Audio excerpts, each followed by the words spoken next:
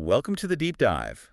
Today, we're tackling a product that's just blown up everywhere online. You've probably seen it. Oh yeah, the Tobio's watercolor kit. It's all over social media. Exactly that one. Yeah, Pitched as like the complete artist kit right in your pocket. Super portable, maybe even professional results. That's the claim. right. So our mission today is simple. Yeah. Look at the sources, dig in, and see if this tiny travel set actually lives up to all that marketing hype.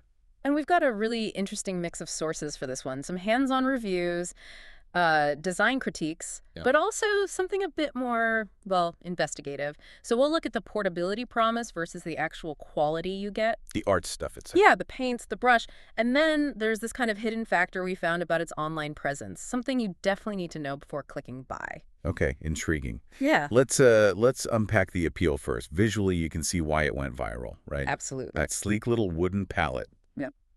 The built-in magnets holding it closed. Oh, very neat. Comes with a tiny sketchbook, that special water brush. It all looks very polished. And the marketing really pushes that angle.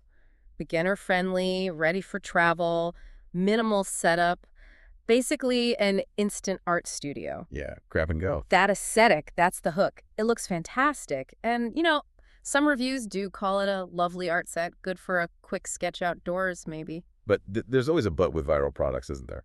Well, yeah. When you look at reviews from people who actually, paint seriously, issues pop up pretty quickly. Like what specifically? The paint quality is a big one. Sources mention it's often quite poor, doesn't have much pigment strength. Meaning the colors are weak? Weak, yeah, maybe chalky or muddy when you mix them. And they might fade easily, what artists call poor light fastness. Okay. Plus, a common complaint was the paint drying up super fast once you put it in those little wells in the palette. Not great. But I saw some comments sort of defending it. Like, for these viral beginner kits, maybe the paint quality isn't the main point. That's an interesting take, yeah. Some users feel the convenience factor is what you're paying for. Right, like the paper quality might matter more for a beginner just messing around. You expect a trade-off on the paints, maybe. It's a fair point for casual use. If you know what you're getting a fun, portable sketch kit, maybe the pigment isn't a deal breaker. But you mentioned something else, beyond the art supplies. Yes, and this is crucial. The trade-off on materials is one thing, but our sources dug into the website selling the kit, and there's a trust issue. A trust issue. How so? Well, the domain name, the website address, it's very new. The owner's identity is hidden, which isn't uncommon, but What? a third-party website trust checker. It gave the site a really low score, put it right in the caution advised zone. Whoa, okay, so we're not just talking about slightly disappointing paint anymore. Exactly. This sounds more like, are you risking your money? Will it even arrive? That's the concern. A low trust score like that flags potential risks with the actual transaction. Hmm? Payment security, reliable shipping, getting refunds if something goes wrong, customer service.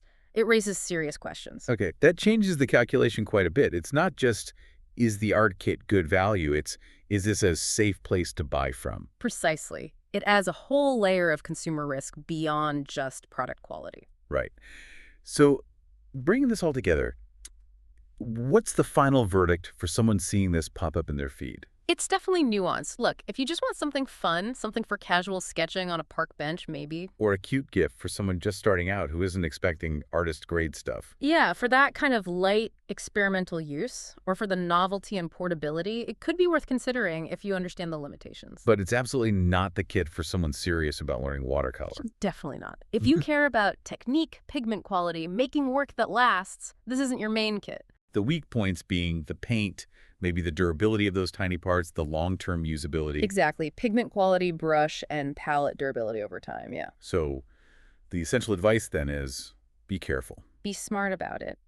If you do decide to buy, absolutely use a payment method that offers strong buyer protection, like PayPal or a credit card, maybe. Good point.